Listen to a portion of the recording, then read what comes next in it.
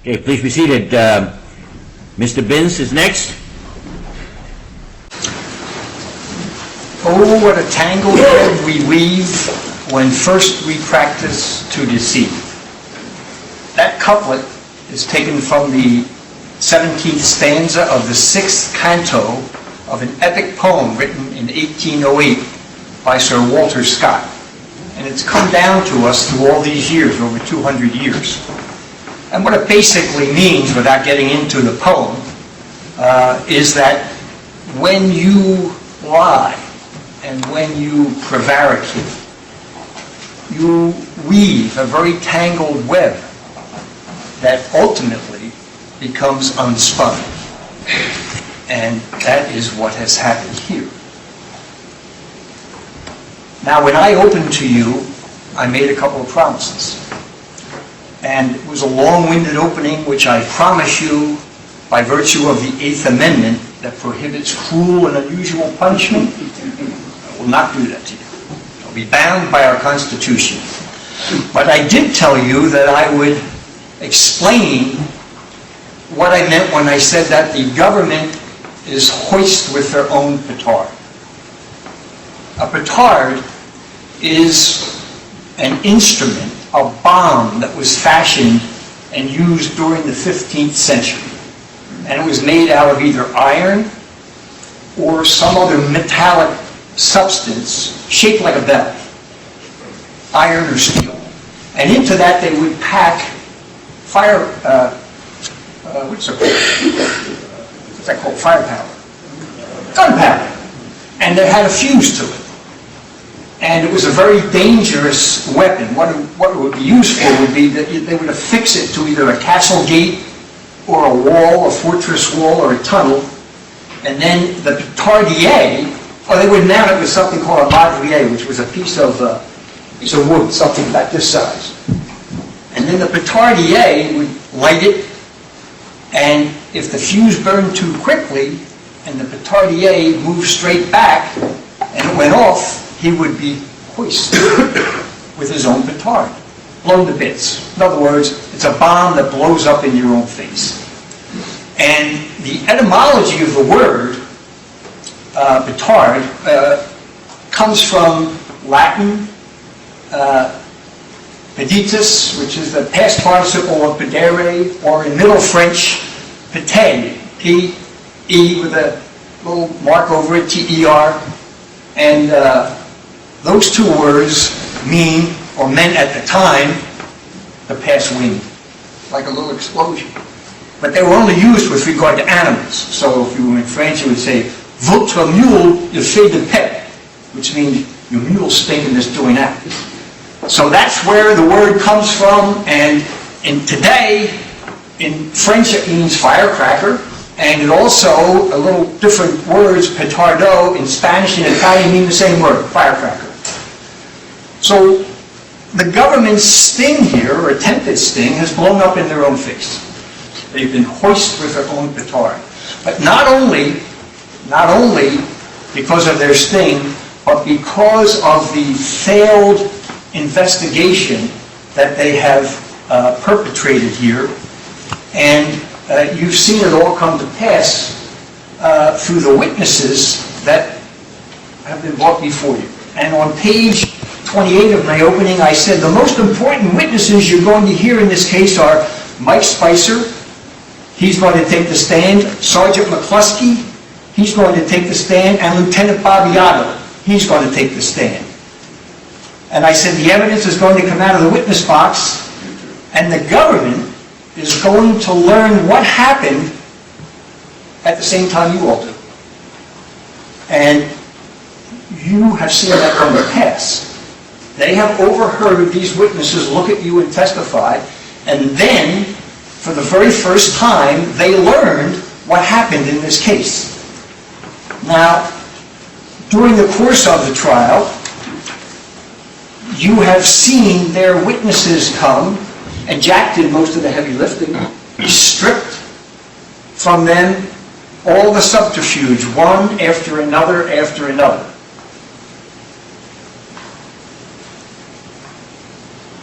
And so you're left with a a flawed investigation.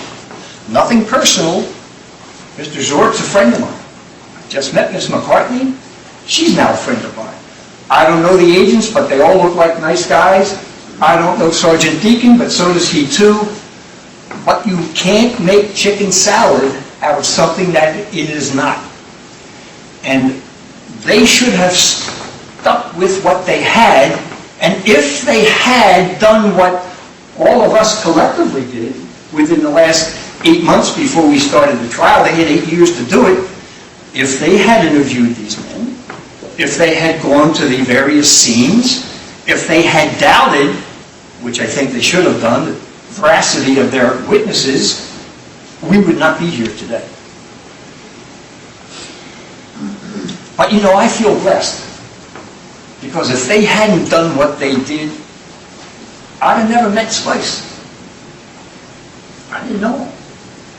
I never met any of the other defendants with the exception of John Spicer, because we're motorcycle freaks. He used to be a member of the motorcycle drill team, which is the finest riders in America. But I've never also gotten a chance to meet and work with these other lawyers. Brilliant lawyers. And it's all due to the government. So I'm grateful to them. And so you met Mike Spicer, but you only met him for 7 or 8 hours. I don't know how long it was up there. Say 7 hours. I got to meet him because once they indicted him and Judge Rubino granted him bail, I worked with him every day. Every single day of the week, save Sunday when he went to church. And we would work from 7:30 in the morning till most times 6:30 at night.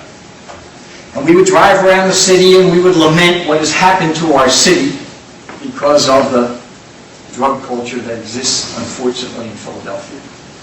But more importantly than that, he taught me this case over an 8-month period. And there is no better teacher about narcotics investigations than Mike Spicer, with great deference to all these other men that are sitting with him, the other 5 defendants.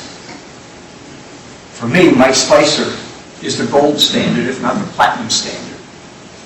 And so, getting to know him, I was able to predict to you in my opening speech what would happen. And it happened. Because these men are, in the words of their supervisors, the best at what they do. They're heroes. They are saving our grandchildren, children, and hopefully in the future our great-grandchildren from this terrible scourge that our city has been besieged by. But you only got to meet Mike. You didn't get to meet Donna. She's been in the last row up against the wall every day. And during his testimony, he misspoke 3 times. First time he misspoke was when he said Nelson Wilson was very good looking. He shouldn't have said that. The next time he misspoke was when he said, well, I don't like dogs, without regard to Belle Maria, the 15-year-old pooch that resides with Donna, Jillian, Luke, Ethan, and Ben. Now, he heard about that at lunch, because we went to lunch every day. We got all Spice Girls back there. One of them drives us, we get down there, we got a special deal, we get in and we get out. But that day, it was 3-1 against Spice. Now, the last misspeaking that he did, and it wasn't maybe a misspoken word, but Jack asked him about his job.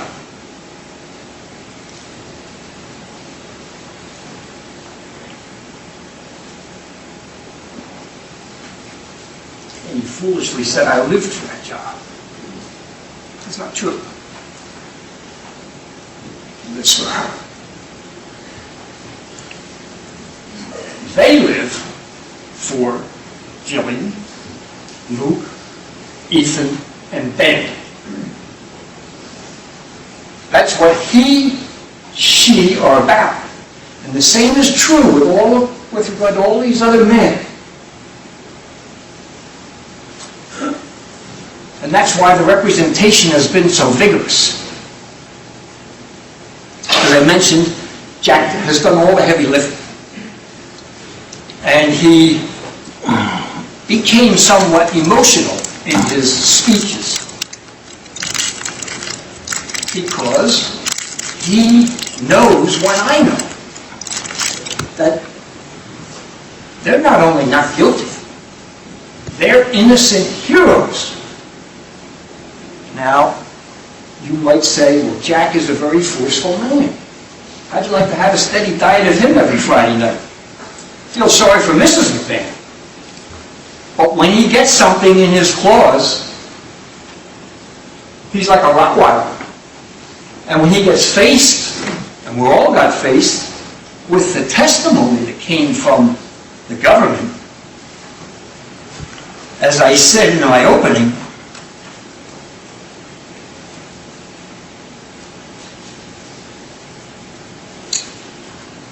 at page 36, this is not a proud day for the Department of Justice in our country.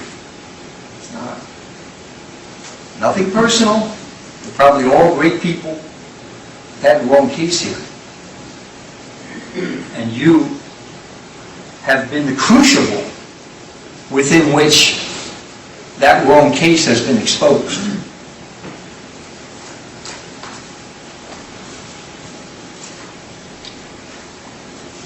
And that is the petard that has hoisted them.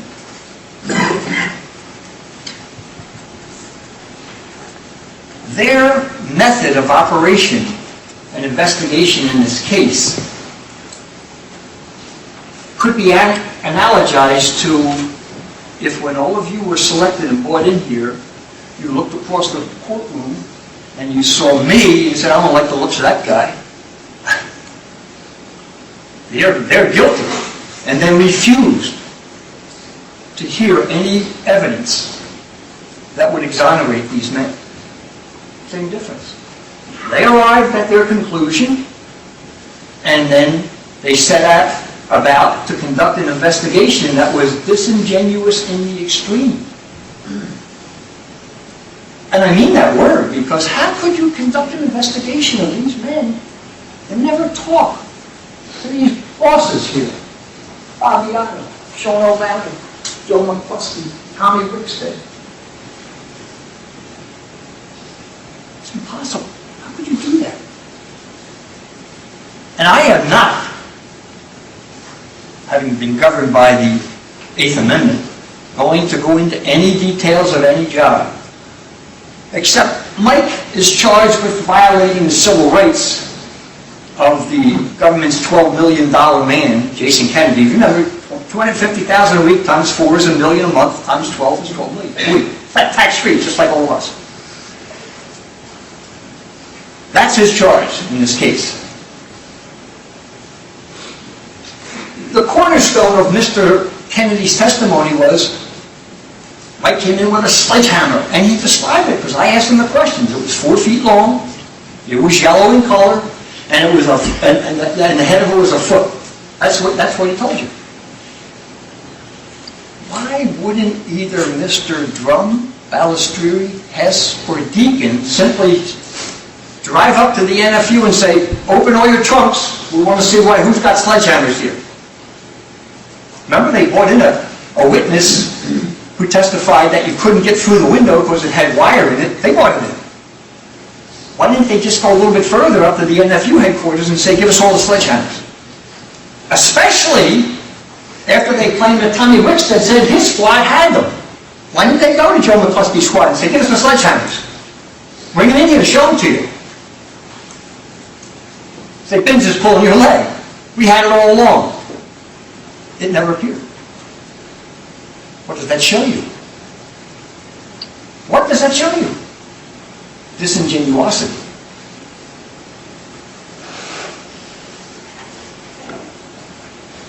Where does petard come from? How do we know about that phrase, hoist with his own petard? Act 3, Scene 4. Hamlet, the tragedy of Hamlet, the Prince of Denmark, written by William Shakespeare, sometime between 1599 and 1602. He used it in the context of Hamlet, a prince whose father, King Hamlet, had been murdered by his brother Claudius, who then married his mother Gertrude and decided to do away with him. So he sent him on a trip to the King of England with Rosencrantz and Guildenstern with a letter.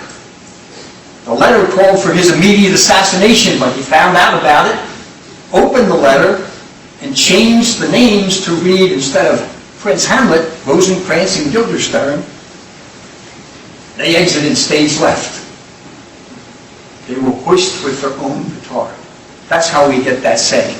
It's a common saying, but it's got to come down 400 years. 400 years. It couldn't be more applicable than it is to the facts of this case.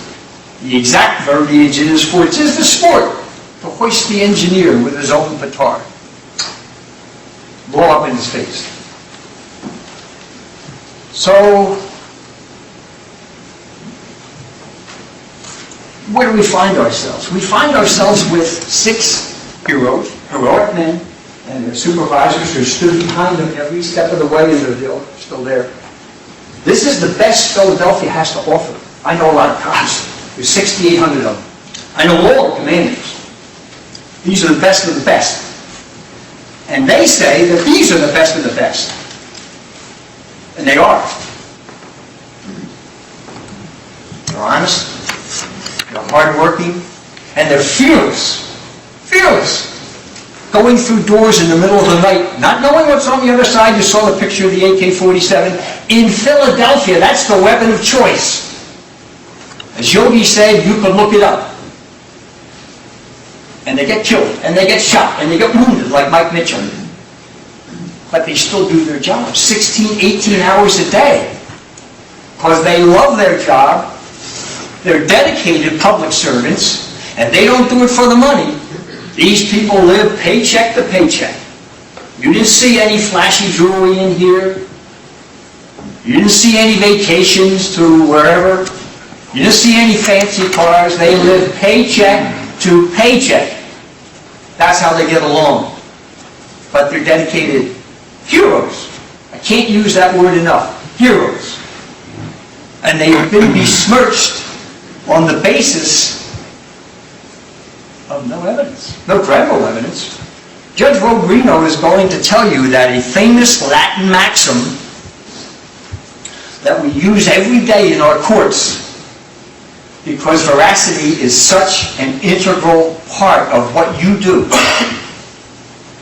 is falsus in unis, falsus in omnibus, meaning that if someone lies about something, you can infer that they'll lie about everything.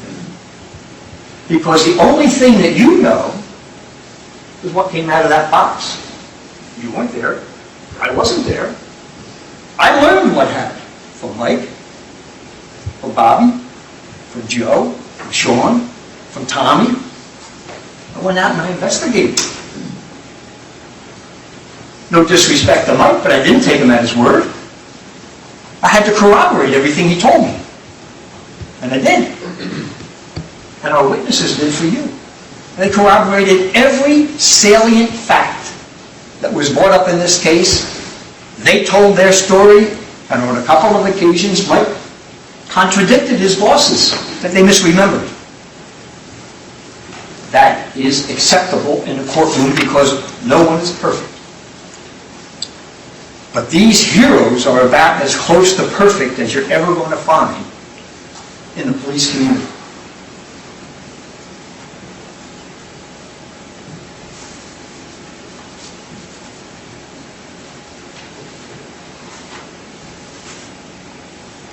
I'm not going to get into name calling with with the witnesses that were produced by the government because of the Eighth Amendment. If for no other reason, I'm not going to subject you to that. That's cruel and unusual. But the fact that they committed perjury with such aplomb. Karabani gets up there and lied to you about how he paid his daughter's tuition. If he didn't lie to you, he lied to the grand jury that he testified to, and he lied to the FBI when they interviewed him, because they were two different stories. And he said, oh, we couldn't find the paperwork, so I just had to be that way. Made it up out of whole cloth. Mr. Karabani. And I confronted him with his grand jury testimony. Oh, yeah, we said we couldn't find that paperwork, so I told him the story. Walker, after his epiphany on the 21st of May of 2013, when he said, life changed, I became a new man. The FBI agents interviewed him 16 times between then and when he went to the grand jury on April the 8th, 2014. Just about a year. A few days short of a year. And one of the main areas of inquiry were, when did you start this?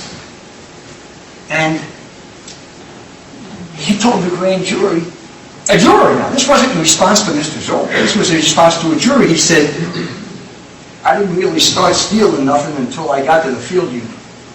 When that's a lie. He started stealing the 16th as soon as he went on the job. He said, I walked into a kitchen, I saw a bundle of money, and I took it. So in addition to all of the lies that he testified to under oath at the hearings of the innocent people that he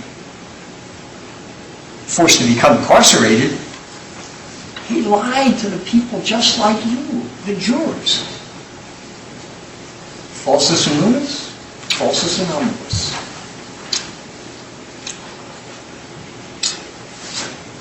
And when you consider this indictment, you're going to go back and you're going to read it. Look at episode 21. This has to do with that Avery lady, the one who protested the fact that this was a FEMA investigation. They talk about SD. That's Stephen Dimitra. He's a cop. He's the one they said, you'll read it, that he filed a false report. See him in here? It was all supposed to be about this gun and this and that. You're a drug dealer. You can't have guns. Guns found in your house. You go. Mr. Mills is a drug dealer.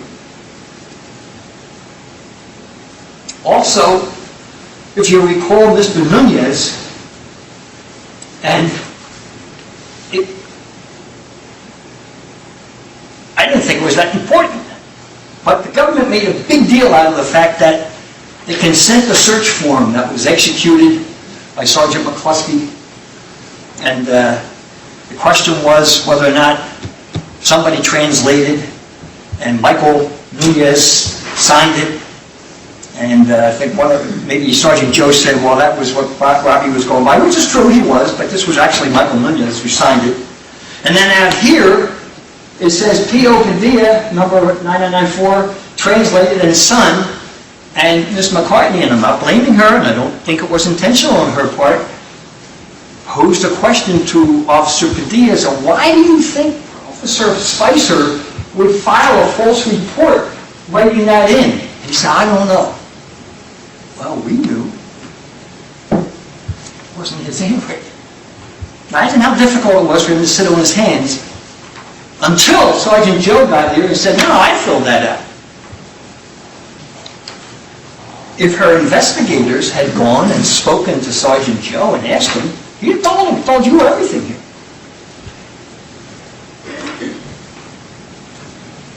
Part of the Florida investigation. But this was the crucible. You people. If it weren't for you, none of this would have ever come out. These men have been living under the burden of a false indictment for now over 8 months. They've all been moved. They don't have a job anymore. They don't have the job that Mike second lived for. First is back there.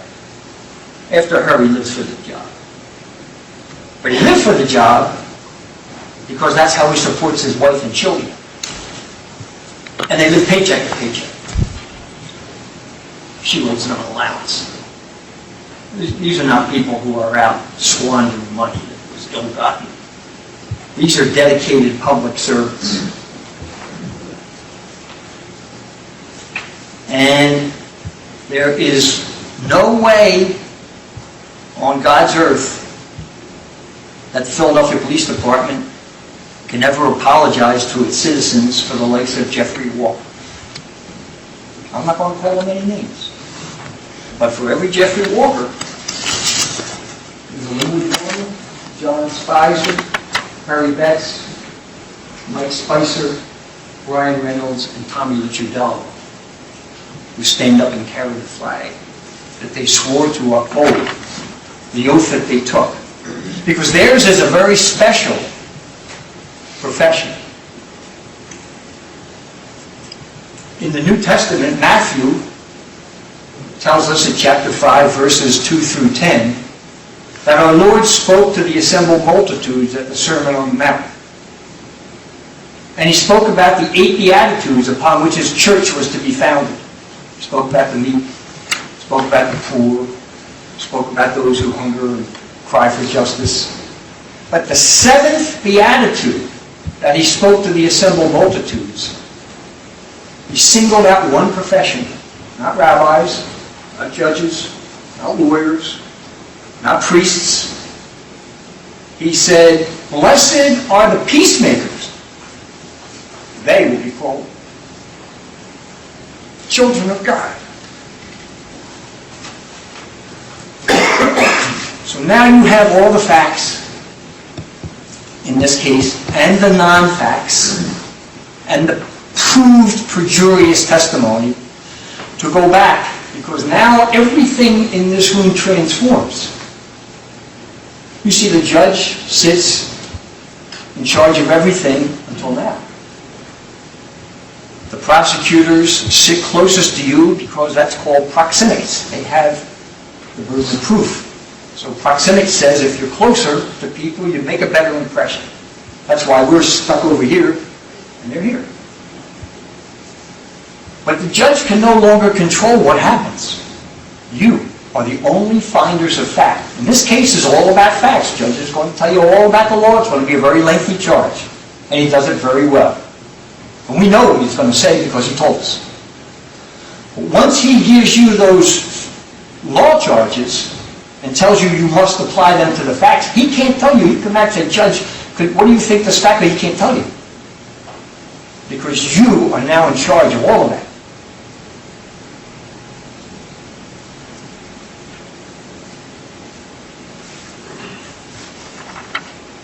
And what I respectfully request is that you evaluate all the evidence and return a verdict of not guilty, not proven for all these men, because we have business to attend to. Spicer's going to marry Kate. Judge. Sustain. Last but not least, right after he fills out Jack's form, Mr. Zorg's going to rebut. I'm going to tell you what he's going to do. He's going to raise his voice, he's going to go over and point to each of these people, and he's going to scream at them and hope to impress you. This is not my first dance, he's my friend. That's what he's going to do. It doesn't matter the octave of your voice, it matters the quality of the evidence. So, don't be moved by histrionics. Just stay true to the course that we've watched you follow over these 7 weeks with great attention and anticipation to your role. Along with my brother advocates, I thank you so much for your service and for your rapt attention, and Godspeed to you. Thank you, Counsel.